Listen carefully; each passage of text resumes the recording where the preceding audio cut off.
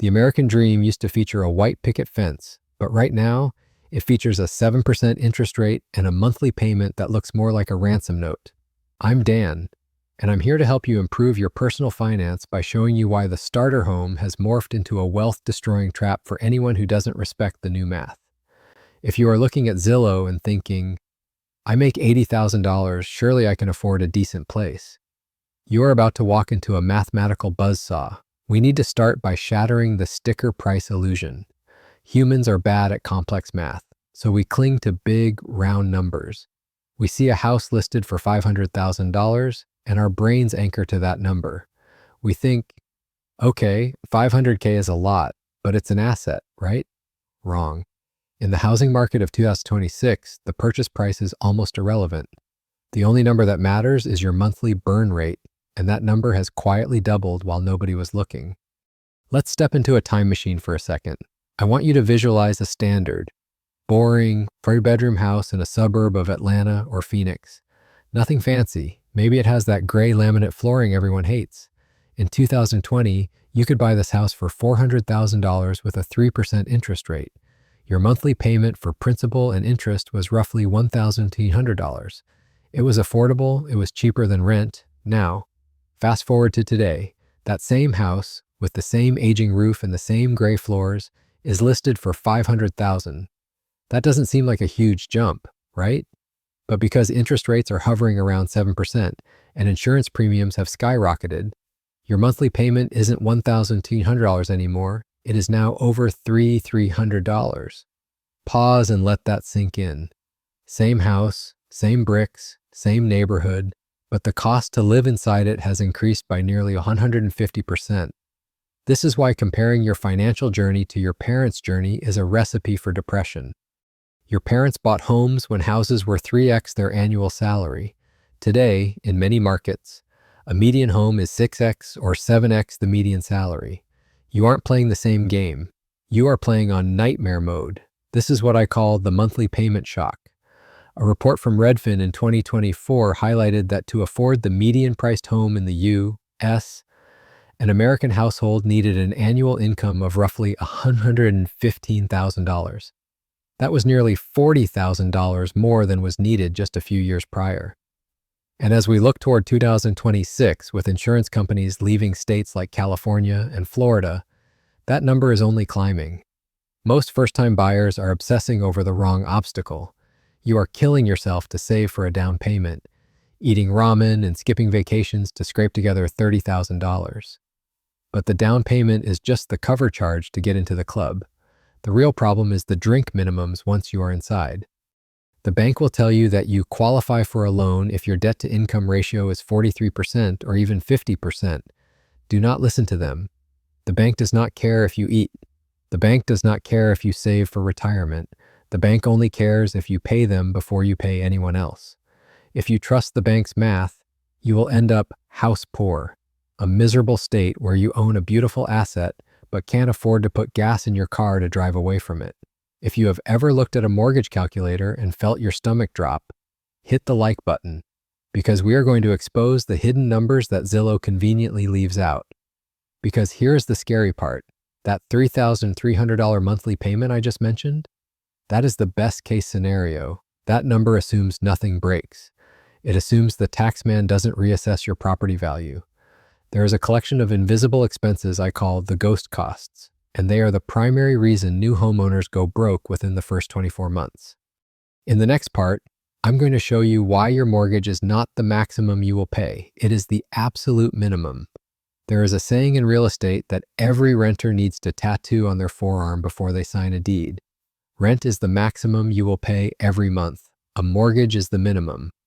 When you pay rent, you are paying for a service. If the toilet explodes, you call the landlord. If the roof leaks, you call the landlord. But when you own the house, you are the landlord. And the house does not care about your budget.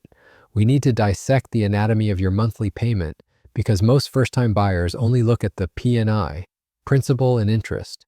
That is the money you pay to the bank to pay off the loan. But that is just the tip of the iceberg. The full monster is called PITI, principal, interest, taxes, and insurance. I call these the four horsemen of your paycheck. Here's the trap. You might get a 30-year fixed-rate mortgage, which locks in your principal and interest. But nobody locks in your taxes and insurance. Property taxes generally go up every year as your home value increases. Homeowners insurance has gone ballistic in the last 3 years due to climate risks. I have seen people's monthly payments jump by $400 overnight just because their insurance premium doubled. That is a ghost cost you didn't budget for, and it is mandatory. If you don't pay it, the bank forecloses on you. But PT is just the cost to keep the legal title. Now we have to talk about the physical decay. Imagine you are sitting in your new living room. It's raining outside. Suddenly, you hear a sound. Drip, drip, drip. That isn't just water hitting the floor. That is the sound of $15,000 leaving your bank account because you need a new roof. To survive homeownership, you must follow the 1% rule. And this rule states that you should expect to spend 1% of your home's value every single year on maintenance and repairs. If you buy a $500,000 house, you need to budget $5,000 a year, roughly $415 a month, just to keep the house standing up. This isn't for renovations. This isn't for a cool new kitchen island. This is for unsexy things you hate paying for. A water heater that bursts, $2,000. An HVAC unit that dies in July, $8,000. Or a sewer line that backs up, $5,000. A 2022 survey by Real Estate Witch found that the average homeowner spent nearly $1,000 a year on maintenance and repairs, and most of them were completely blindsided by it. If you are maxing out your budget just to pay the mortgage, one busted pipe will put you into credit card debt. And once you put home repairs on a credit card at 25% APR, you enter a death spiral. You are paying interest on a repair for a house that is also charging you interest. So, when we add the PATI and the 1% maintenance fund, that $3,300 mortgage we talked about in part 1 is actually costing you closer to $4,000 a month in real cash flow. Now, let's look at your paycheck. To comfortably afford a $4,000 monthly bleed without eating rice and beans for the next 30 years, you need a very specific income number. It is likely way higher than what you think it is. In the next part, we are going to do the backward math to find the salary floor, the exact income you need to survive this house without drowning. Let's visualize a police lineup. Standing against the wall are 3 people: a public school teacher, a registered nurse, and a mechanical engineer. These are good, stable, middle-class jobs. In 2010, any one of them could have bought that $500,000 house. But in 2026, I have to walk down the line and slap a rejected stamp on their foreheads. Why? Because the math has fundamentally broken for the single income earner. Banks use a dusty old formula called the 28-36 rule to decide if you are worthy of a loan. They say you should spend no more than 28% of your gross monthly income on housing, PITI, and no more than 36% on your total debt, housing plus student loans plus car payments. This rule was invented in a world where cars cost $15,000 and college cost $4,000 a year. That world is dead. Today, the average new car payment is over $700 and the average student loan payment is hovering around $500.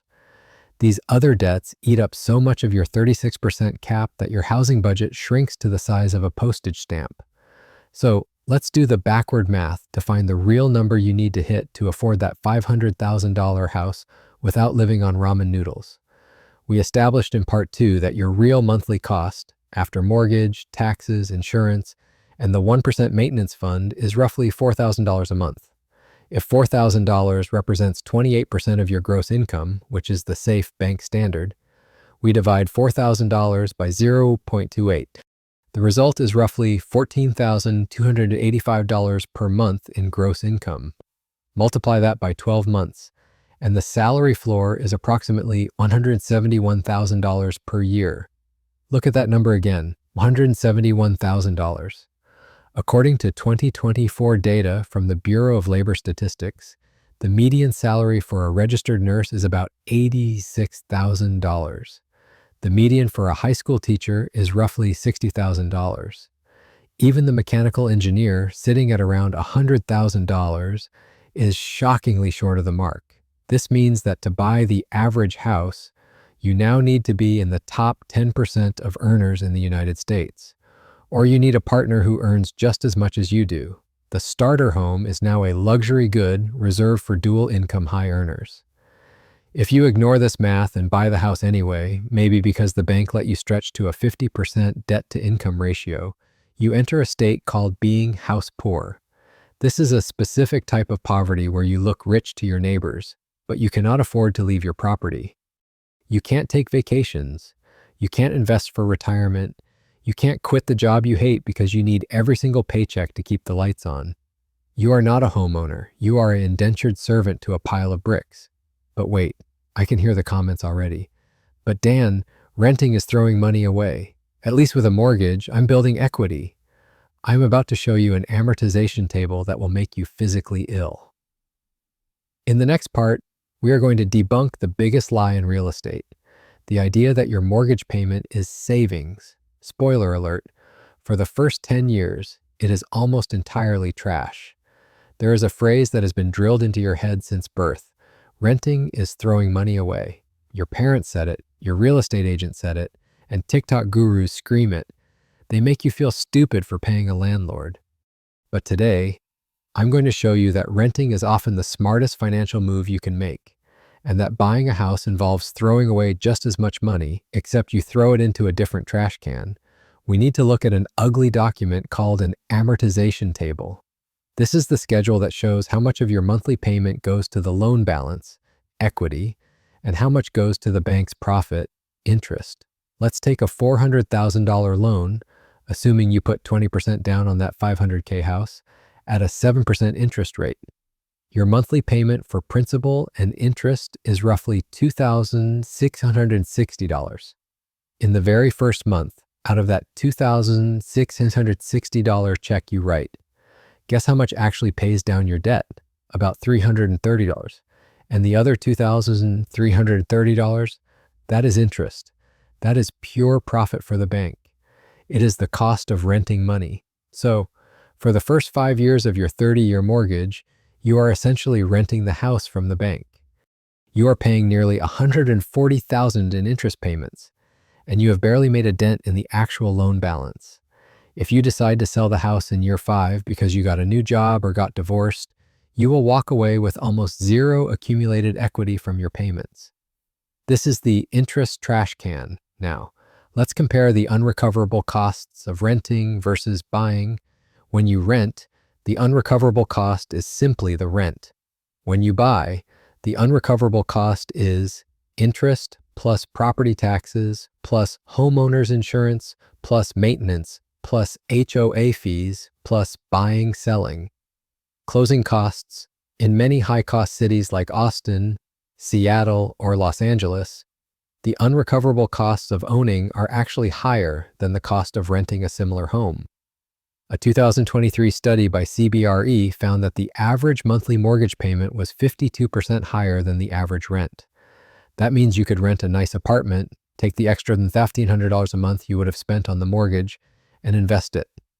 You aren't throwing money away by renting, you are buying patience. You are buying the ability to call the landlord when the dishwasher breaks and say, "Fix it."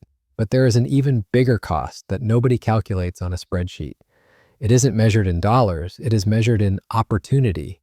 By locking yourself into a mortgage, you are anchoring yourself to a specific zip code during the most explosive years of your career. In the next part, I'm going to show you why a 30-year mortgage is a set of handcuffs that could cost you millions in lost career growth. Let's pretend for a moment that you actually have the $100,000 saved for a 20% down payment. You are staring at that cash in your bank account. You have two choices. You can lock it inside 4 walls of drywall and wood, or you can put it into the greatest wealth-generating machine in history, the stock market. This is the down payment dilemma. When you put $100,000 into a house, that money becomes illiquid, and you cannot spend your front door to buy groceries. You cannot sell a window to pay for a medical emergency. That money is trapped until you sell the entire property. But if you took that same $100,000 and invested it in an S&P 500 index fund, based on historical averages, roughly 10% returns, that money doubles every 7 years. Over 30 years, without you adding another penny, that $100,000 could grow to over $1.7 million. Housing. On the other hand, historically tracks inflation plus a tiny bit more, usually around 3% to 4% annually. Yes, we just had a crazy boom. But trees don't grow to the sky forever. By dumping your liquidity into a house, you are betting that your specific neighborhood will outperform the top 500 companies in America. That is a bold bet, but the financial cost pales in comparison to the career cost. I want you to visualize a sprinter at the starting blocks of a race. This sprinter is your career in your 20s. Now imagine chaining a 5,000-pound concrete block to their ankle. That block is a 30-year mortgage. Data from the Federal Reserve shows that the biggest income jumps for young workers don't come from getting a 3% raise at their current job. They come from moving companies or moving cities. A 2022 report from Pew Research Center found that workers who switched jobs saw their pay increase by nearly 10%, while those who stayed put saw a decrease in real wages after inflation. If you are renting and you get a job offer in Chicago for $40,000 more a year, you pay a lease break fee and you go. You take the raise. If you own a home, you have to sell it. You have to pay 6% in realtor commissions. You have to pay closing costs. You have to wait months for a buyer. The friction is so high that many homeowners just say no to the opportunity. They turn down the raise to keep the house. This is the definition of the 30-year anchor. And for people under 35, flexibility is your most valuable asset. The ability to pivot, to move, to take risks, that is where your wealth comes from. Buying a house too early trades that flexibility for a false sense of stability. So, am I saying you should never buy a house? Absolutely not. Owning a home is amazing if you do it at the right time. But how do you know if you are ready? There's a strict checklist you need to pass before you sign that 30-year contract. And if you can't check these 3 boxes, you are walking into a trap. So, when does the math actually work? When should you ignore the interest trash can and the opportunity cost and actually buy the house? You need to run your life through the green light checklist. If you cannot check all 3 of these boxes, put the Zillow app away. Box 1, the 5-year rule. Are you absolutely certain, 100% certain, that you will live in this exact house for at least 5 years? We talked about the transaction costs of selling, the 6% realtor fees, the closing costs. If you buy a house for $500,000 and sell it 2 years later for $520,000, you actually lost money. Between the fees and the interest payments, you are in the red. It takes roughly 5 to 7 years just to break even on the buying and selling costs. If your career is unstable, or you're thinking about getting married, or you might want to move cities, do not buy.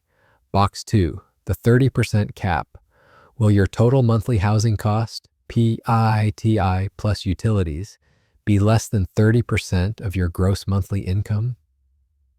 We did the math in part 3 for a $500K house. You need to make roughly $170K a year. If you make $100K and try to buy this house, you are turning your life into a prison. You will be house poor forever. Stick to the 30% cap. If that means you can't afford a house in your city, then you can't afford a house in your city. That is not a failure. That is reality. Keep renting and investing the difference until your income catches up. Box 3, the consumption shift. Are you buying this house because it's a good investment or because you want to consume the lifestyle of homeownership? Stop viewing your primary residence as an investment. It is a liability that you live in. It costs money to heat, cool, paint, and repair. A good investment pays you, a house costs you. Buy a house because you want a backyard for your dog. Buy it because you want to paint the walls neon pink. Buy it because you want to put down roots in a school district. Those are consumption reasons, and they are valid. But don't lie to yourself and say you are doing it to get rich. You get rich in the market, you get memories in a house. If you are renting right now, take a deep breath. You are not behind, and you are buying yourself freedom. You are keeping your liquidity. You are avoiding the ghost costs. But if you are ready, if you have the cash, the stability, and the salary, then congratulations. You are accepting the keys to a home, not a cell. If this video saved you from making a $500,000 mistake, smash the like button. It helps the algorithm warn other people about the math. Subscribe if you want the brutal truth about money, not just the fairy tales. And in the comments, I want you to tell me, rent or buy? Which team are you on right now? Hit that hype button so we can get this warning out to more people. Thanks for watching. Keep doing the math, and I'll see you in the next one.